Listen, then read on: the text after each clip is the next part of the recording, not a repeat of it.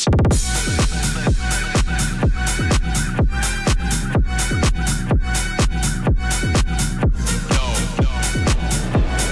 This is a Mango Cart draft beer.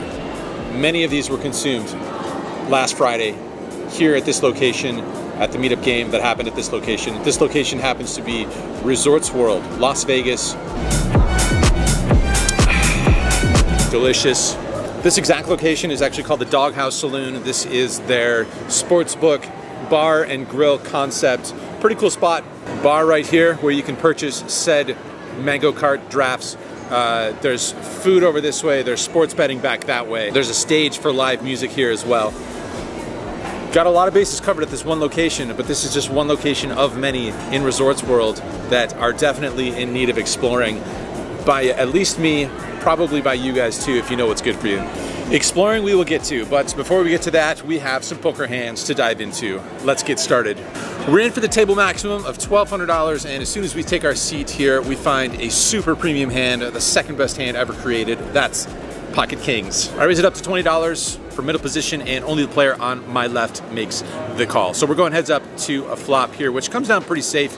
Queen 7-7 with 2 clubs. It's a pretty neutral board as far as ranges go, but I think I probably want to start building a pot here, so I go ahead and c-bet for $15, but apparently my opponent does not want to go ahead and start building a pot here as he lets it go. We're a little disappointed to not see any action in that hand, but that will not be the case in this hand. Here we raise the ace-5 of diamonds to $30 over a straddle, and this time we get 2 callers. I think we have a couple of options here after it comes down 8-4-3 with 2 hearts, giving us a gut shot wheel draw plus 1 overcard, but I decide on a c-bet of $30 after the check to me. Only my buddy Jean-Francois makes the call in position, who, by the way, Jean-Francois, not too long ago, played his very first live session of poker at one of our meetup games in California.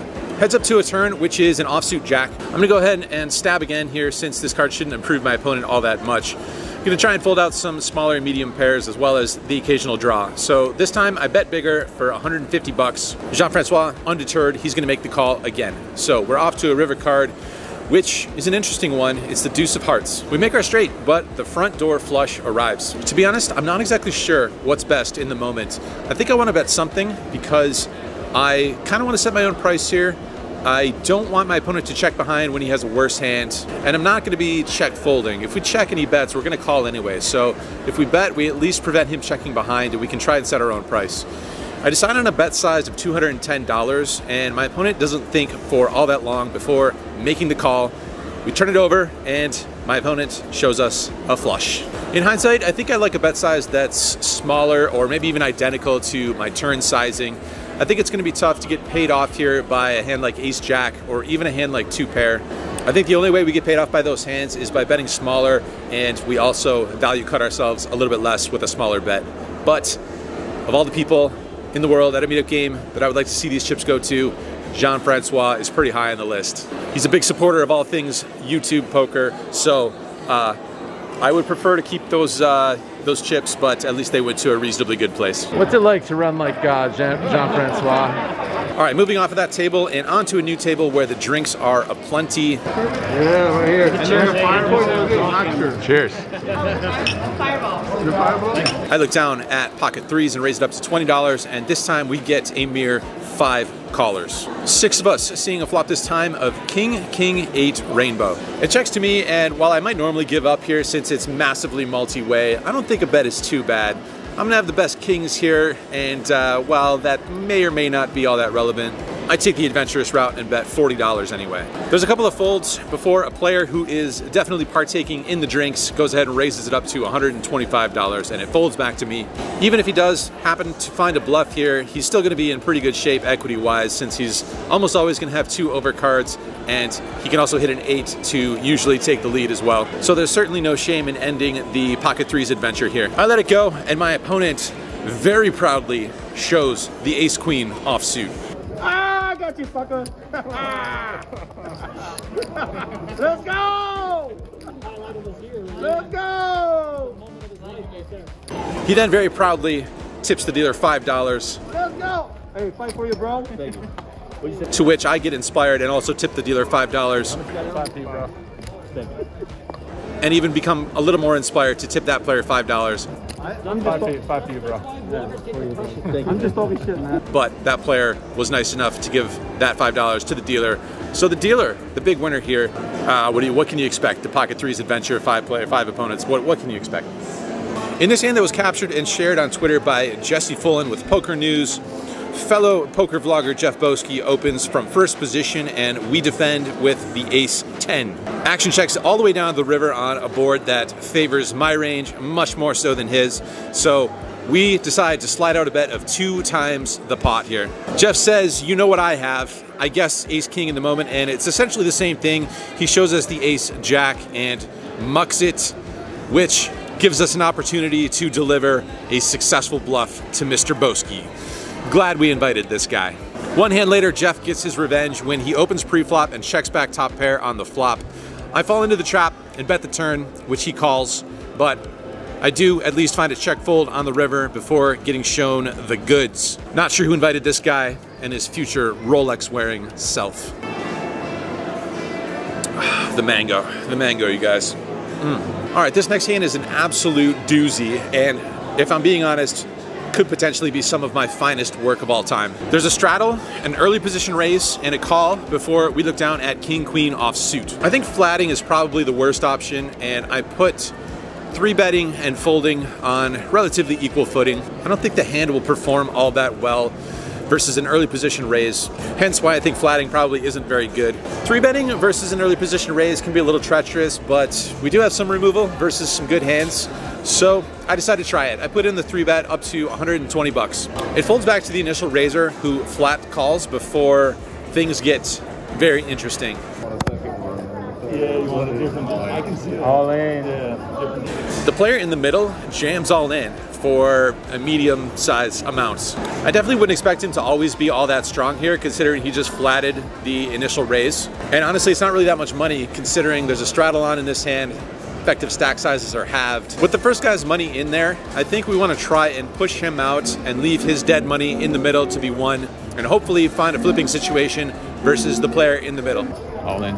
All in. Silver and black. The first player thinks for a little while before folding a hand face up that I did not expect to see, which is Ace-King.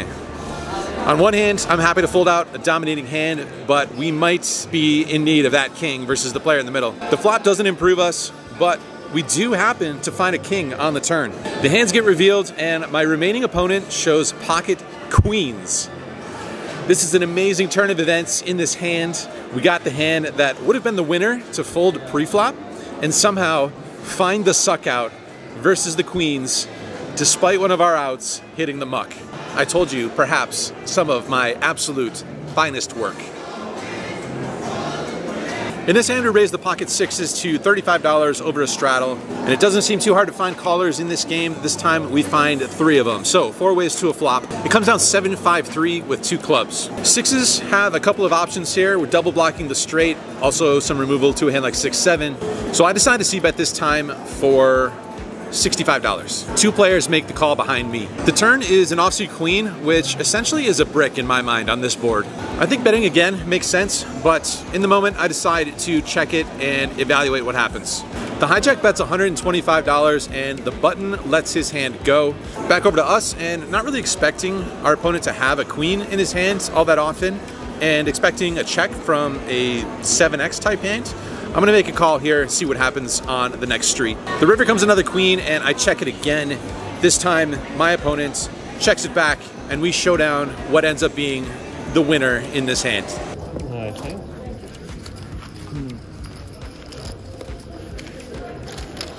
All right, we're on the move again, and this time onto a table that has even more insanity happening. Over here, there appears to be a player who is enjoying the drinks and is also opening to 4-figure amounts in a 2-5 game. I'm trying to get in on the fun here, so I call one of his more reasonable raises with a 6-4 suited, maybe not the best of hand selections, since you probably want to play hands that will flop top pair more often in this environment, but we're gonna try it anyway. We find a pair plus a backdoor flush draw on this flop, so when my opponent c-bets, definitely gonna have to call here. The turn is a pretty bad one, so when he bets again, I should almost certainly be done with it.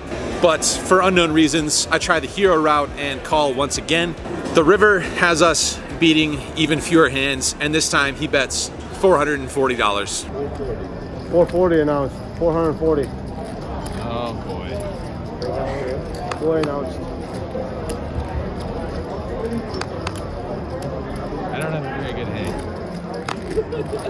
I can't beat anything.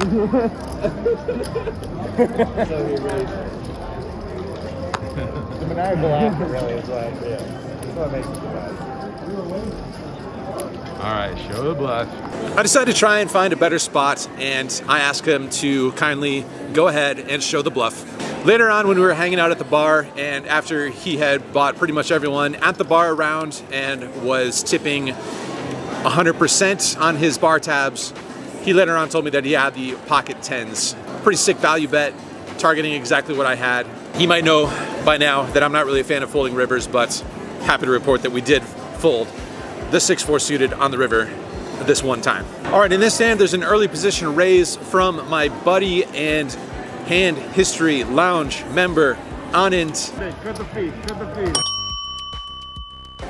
And if there's anything that you should take away from this hand, or from last hand rather, it's that the 6-4 suited is definitely due.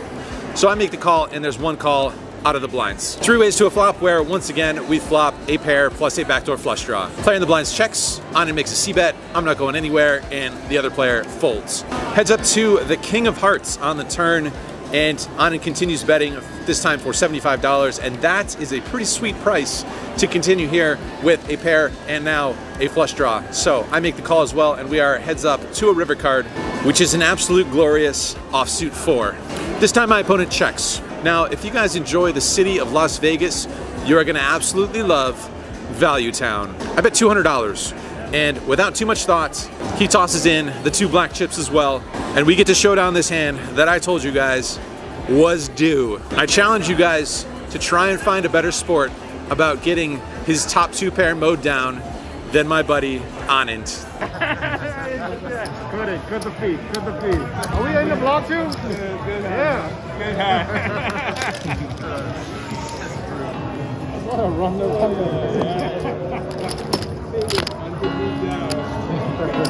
Appreciate it.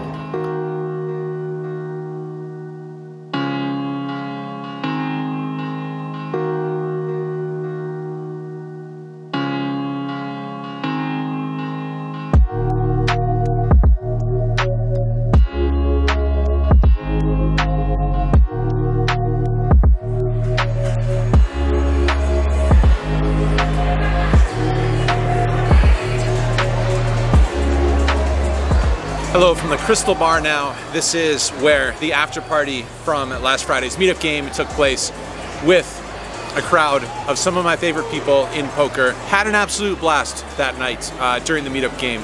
And it was a pretty special night. We got to have one of our biggest meetup games ever right here in a brand new gorgeous property on Las Vegas Boulevard, aka the Las Vegas Strip itself. 20 games of 2-5 no limit hold'em going with every table in the Resorts World poker room in use. We got into those poker games for $2,100 and we cashed out of those poker games for $1,769 for a small loss, but it feels like a pretty big win, all things considered. I'm definitely a little bit to a lot of an optimist, so in a 2-5 game where there's often a straddle on and you got a guy raising to $1,000 pre-flop on one of the tables, a small loss, all things considered. A lot more exploring to be done here at Resorts World, and for myself in this poker content creation world as well. As always, I appreciate you guys riding along with me. I genuinely appreciate everyone who tunes into these videos from the early days all the way up until now, getting 20 tables worth of people together at the brand spanking newest property here on the Las Vegas Strip. If you haven't already, would love it if you would subscribe to the channel. Cheers, guys. See you guys all very soon.